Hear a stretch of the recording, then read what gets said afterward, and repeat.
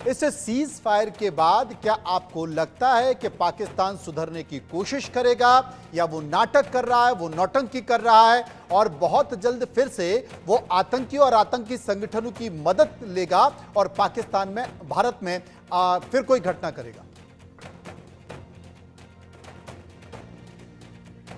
एक बार अमजद साहब एक बार अनम्यूट कर लीजिए प्लीज।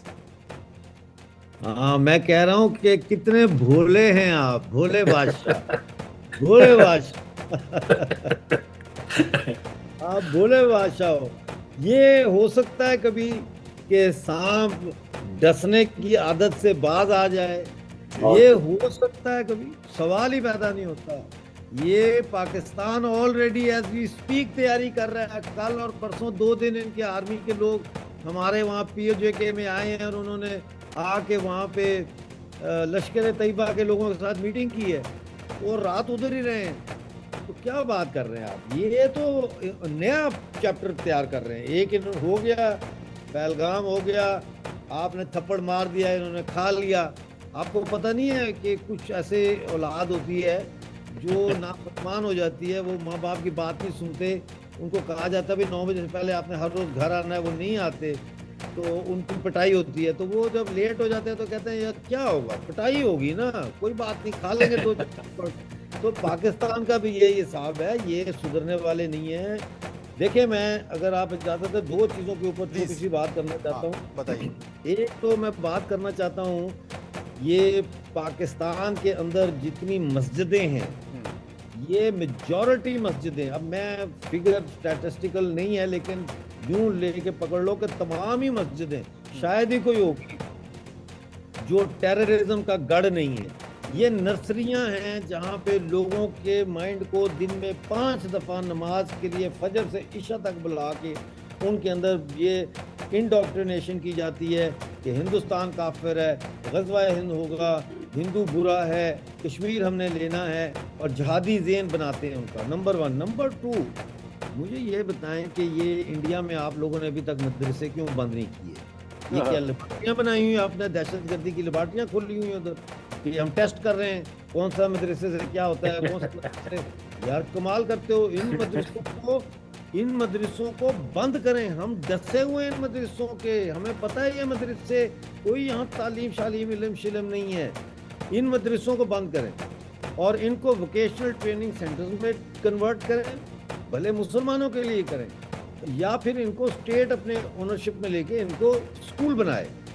अच्छा, दूसरी बात, इस्लाम में मुझे ये यहाँ पे मरी साहब भी बैठे हैं, मेहरान साहब, इनके वालिद जो थे बहुत बड़े इनकलाबी थे, ये BLA इनके वालिद ही ने शुरुआत की थी इसकी। ये मुझे बताएं, क्या इस्लाम में, इनके वालिद कहते थे कि इस्लाम में मौलवी तो है ही नहीं, ये मौलवी तो अंग्रेजों ने बनाया है। इनके फादर ने लिखा है इसके ऊपर। वली खान साहब जो थे उन्होंने भी लिखा है, खान अब्दुल गफ्फार खान के जो बेटे, उनकी किताब है फैक्ट्स और फैक्ट्स, उसमें उन्होंने लिखा है कैसे अंग्रेजों ने ये मौलवी की क्लास पैदा की मुसलमानों के अंदर। तो मौलवी खत्म किया जाए, कल सुबह डायरेक्टरेट आ जाए, नो मौलवी, और अगर किसी को सरकारी तनख्वाह दी जा रही है, नो वेजेस, नो नथिंग। देखिए, एक चौकीदार रखे मस्जिद में।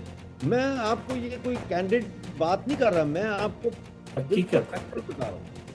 आप एक चौकीदार रखें जिसको यहाँ UK में हम कहते हैं जॉइनर होता है स्कूल का, वो स्कूल की देखभाल करता है, सफाई करना, कोई चीज़ टूट जाए, पंखा टूट जाए उसको ठीक करवाना, टॉयलेट्स की सफाई करना, अंदर वैक्यूम क्लीन करना। एक चौकीदार होना चाहिए मस्जिद में जो ताला लगा दे मस्जिद को, नमाज के टाइम पे मस्जिद का दरवाजा खोल दे, लोग आए नमाज पढ़ने। बात तो आप पते की कर रहे हैं, बात बहुत अच्छी कर रहे हैं, लेकिन ऐसा नहीं है कि भारत में भी सुधार करने की कोशिश की जाती है लेकिन राजनीतिक भूचाल आ जाता है। आलोक जी, बात तो पते की कर रहे हैं अमजद साहब, लेकिन इतना आसान नहीं है क्योंकि यहाँ तो बहुत कुछ देखना पड़ता है भारत में। देखिए, भारत में राष्ट्रीय अस्थिति में अभी जो आपने शुरुआत की थी, पाकिस्तान में जो बात कह रहे हैं वो बहुत भयानक रूप लिया है। यहाँ हुआ है कि यहाँ कई राष्ट्रवादी भी ऐसे लोग हैं जो अच्छा काम करते हैं, और ये सवाल केवल मस्जिद का नहीं है। मैं तो इसलिए कह रहा हूँ, कहीं पर भी आप घर बना करके, कहीं लेबोरेटरी लगा करके वही सिखाता रहता है।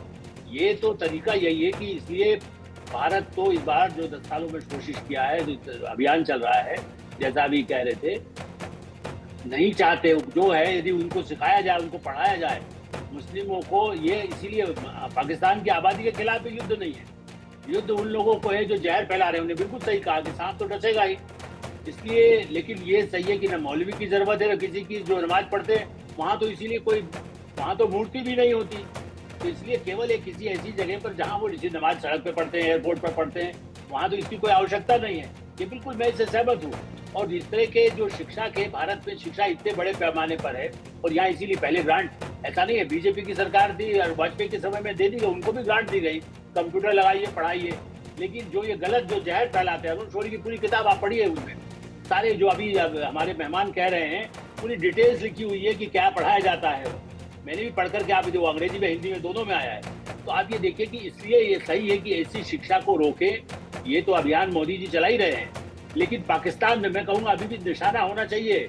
जहाँ पर अभी भी बम गिराया गया मुजफ्फराबाद में, वो मस्जिद का इलाका, उन्होंने उसको धर्म का मुद्दा बनाते हैं ना, वो लोगों को भड़काने के लिए। देखो मस्जिद पर हमला, जबकि वहाँ पर पूरा अड्डा जब हाफिज सईद का चलता है या किसी उनका आतंकवादियों का चलता है, सब जगह उन्होंने मस्जिदों को, मदरसों को कन्वर्ट कर दिया है। आर्मी के लोगों को काली कश्मीर पर कब्जा करना, भारत के खिलाफ मारना, चीन से पैसे लेकर के, चीन को सब जमीन दे दो, जायदाद दे दो, पूरा सारे समुद्र दे दो, पानी दे दो, और उसके बाद भारत को हमेशा परेशान करो।